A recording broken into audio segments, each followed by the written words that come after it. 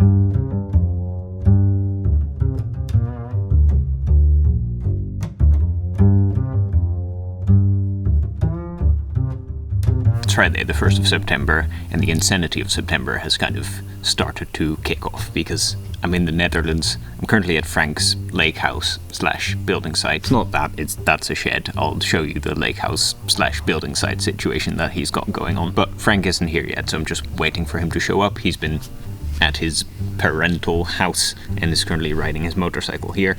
I also rode my motorcycle here, except not really mine, my dad's motorcycle, potato, tomato. I was at my grandma's house for some coffee and some cake with my sister and my grandma, obviously. That was very nice. Yesterday we did the same thing, but with my mother, who is currently driving to Austria for a week of hiking. And the day before that, just after I'd arrived from flying from Norway to here, I have seen my granddad with also my sister and my dad. And my dad is currently also away to a camper van festival in Germany.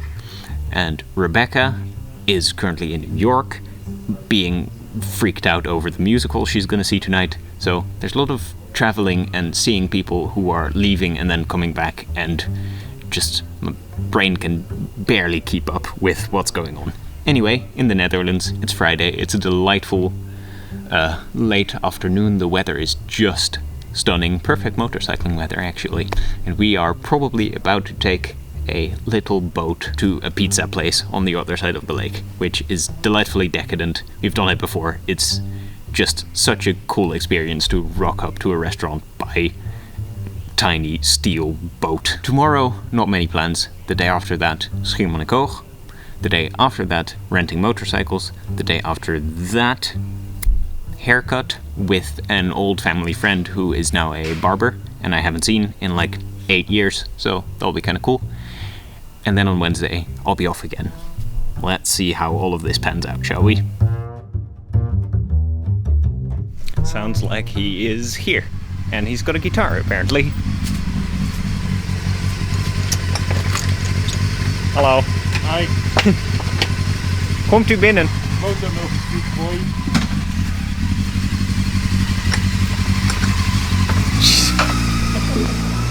Okay.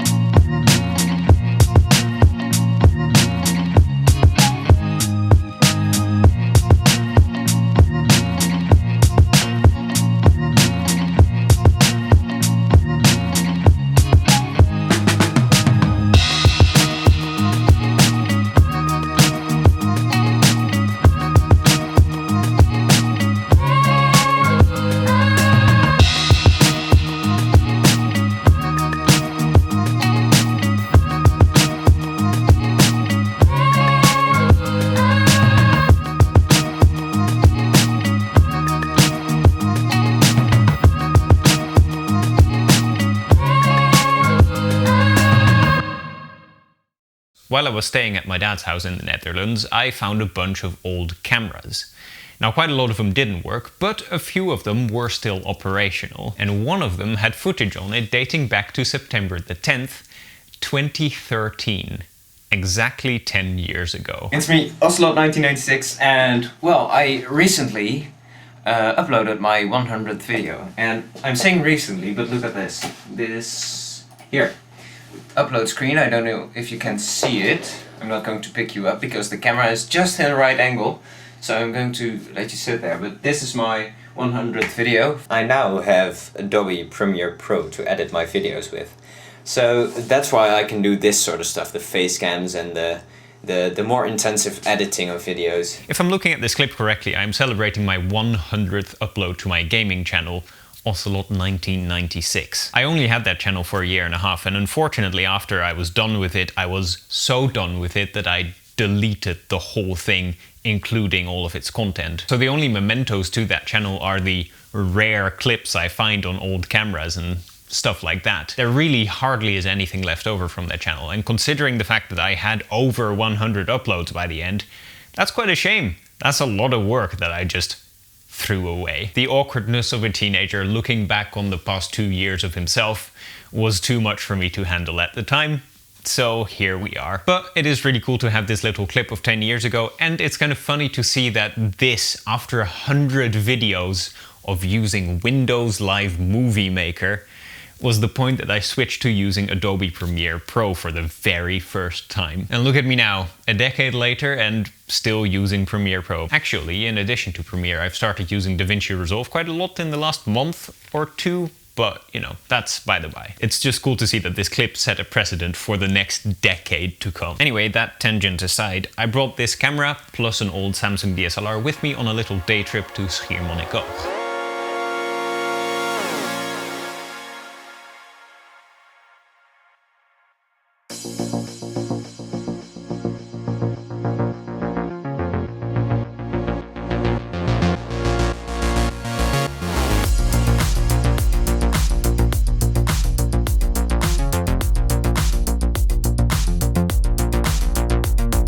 The whole video making experience with an old home video camera like this is very different from when I take my modern Fujifilm X-C4 with me anywhere.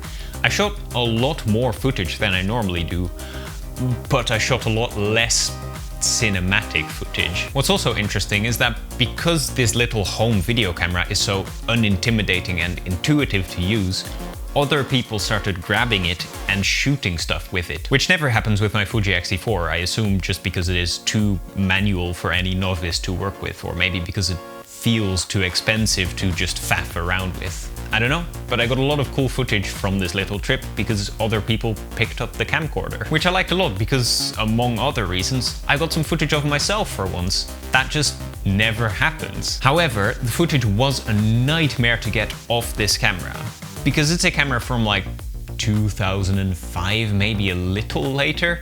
My current SD cards weren't compatible with it. The SD cards we use now are just too fast for this camera, which is kind of ridiculous. I also didn't want to offload the footage that I'd shot on the internal drive directly to any modern laptop we had. So I had to borrow a Windows 7 laptop from Frank, and that was the only laptop that recognized what this camera was trying to be. So with a lot of faff, I got it off, got it converted to a usable format, and now you are looking at the very mid-noughties home video vibe end result of it all.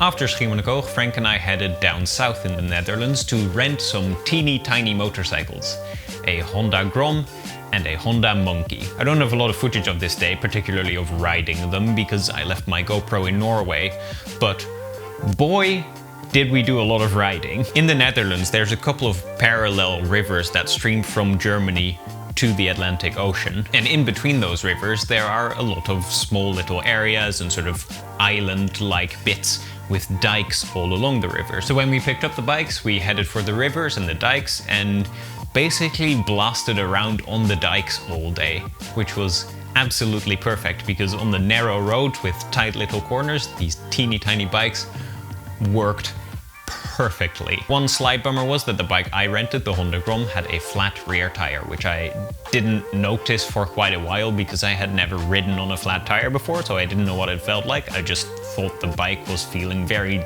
loose until I discovered what was up. In the end, it turned out to be a very, very minor leak. So we put some air in the tire, rode around for 3 hours, topped up a little bit, and it basically wasn't a problem for the entire day. Another slightly annoying, but admittedly kind of hilarious thing is that I got my first speeding ticket ever on a bike that doesn't go faster than 100 kilometers an hour. And while I want to be annoyed about the fact that I got a speeding ticket because it's just a stupid waste of money, the irony of the whole situation is just so funny to me.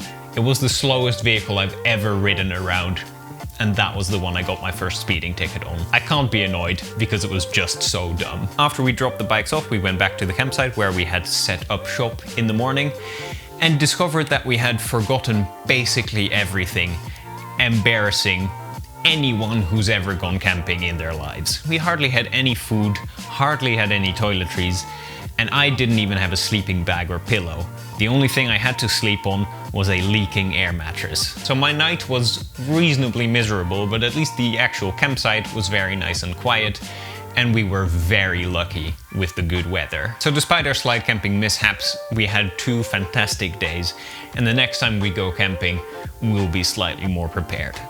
Actually, we're getting to that right now. So I'd only been back from the Netherlands for 2 days, and we immediately drove 3.5 hours north to go camping in the mountains with Signe's mom and her husband. Now this was a whole different type of camping, because this was the type of camping where you strap your whole life to your back and just disappear into the mountains for 3 days. We hiked 17 kilometers in total and stayed in our tents 3 nights in 3 different locations. And barring the last morning where we hiked back to our cars, we actually had surprisingly decent weather for Norway in autumn. We already had very good sleeping bags, but specifically for this hike and of course future hikes, we got some insulation mats that lifted us slightly off the ground and some inflatable sleeping mats that are made of a material I can only describe as pure dark magic. It got down to about 3 or 4 degrees during the nights, but I have never been more toasty and comfortable in a tent. There was actually a stupidly stark difference in comfort between this super outdoorsy camping endeavor and our supposedly slightly more glamorous on-campsite camping endeavor from the Netherlands a week ago. Anyway, as I'm recording this talky bit, the season of reason is officially over and only the Bear Grylls types are still going camping for the following few months. But I'm very hopeful that next year in 2024 we get to do a lot more tenting. I feel like at the start of this year we actually set out to do a lot more tenting than last year, but it never really came to fruition, so, you know, fingers crossed for next year.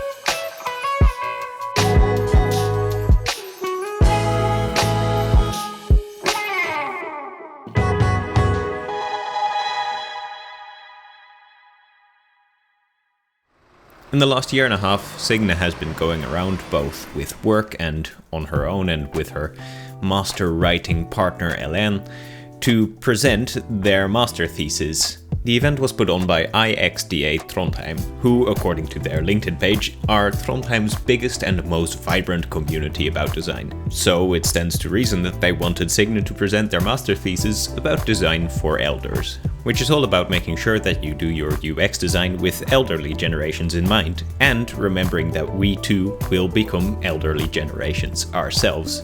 The event was really lovely, and for me personally, it was great to see Signe do their presentation for the first time, because even though she'd done it many times before, I had not seen it until now. The weekend after our 17-kilometer hike and camping situation, we went for a 10-kilometer hike. Although, to be fair, this was just a day trip, which we did at Skatval, where a few months ago I'd already been to explore on my motorcycle. So I knew what we were in for. 5 kilometers up on gravel roads, 5 kilometers back down on the same gravel roads, and a view from the top that is unparalleled by any other peak in the region. What made it even better is that there were a bunch of paragliders doing their paragliding thing on the day we went up. So I got a lot of really cool footage and photos of people jumping off this mountain while we were there.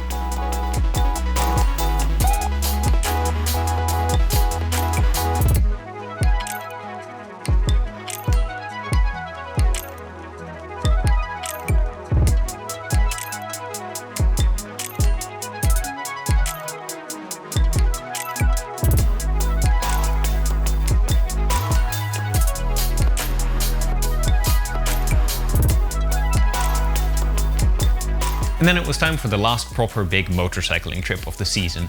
A grand total of 9 hours and 420 kilometers in the saddle of my wildly inappropriate for this type of riding little dual sport. This motorcycling season has been a little weird. First I wasted like 3 months by having my bike run poorly and having to go into maintenance, and in the following months all the way up to now I've hardly done any little afternoon or evening trips. Basically no commuting on it at all. But at the same time this season I have also taken the biggest day trips and road trips of my life. First Frank and I drove all the way to the cabin and back together.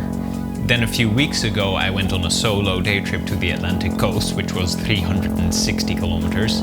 And now the road trip you're watching here, as I said, was 420. On, as I also alluded to, probably one of the least appropriate motorcycles to do 420 kilometers of tarmac touring on in a single day. However, appropriate or not, it was absolutely delightful, and I am genuinely quite distraught about the fact that motorcycle season here is very much coming to an end. If I look to my left outside of the window to the other side of the fjord, I can see some peaks which have snow on them, which I very much do not like as a sign, because it means that in 2-3 weeks from now I'd really have to put my motorcycle away for the season, and then I won't get to ride it for the next 5 months. But that is the nature of living in middle Norway, and I am very much looking forward to resuming my motorcycling adventures next year. For now, let's go back to past me on location and let's have a listen to what he has to say about it all. Yeah. Okay, now get back without slipping and sliding. Good. It is Tuesday, the 26th of September, and I am on a bit of a motorcycle journey. It's 2:30 in the afternoon, and I've just found a good place on this here island to sit and have some lunch. I am waiting for this bag of dehydrated rice curry to rehydrate itself so that I can eat it. As I said, it's 2:30 and I'm only having lunch now, which is a little bit late for my rhythm, so I'm a little bit sort of jittery and hungry. But it was well worth it, because the ride here was absolutely delightful. There's a pair of 2 islands called Hitra and Frøya that are about an hour and a half from where we live, and it is a rare, very rare, late summer day where it actually feels like summer. It is currently about 17-18 degrees out.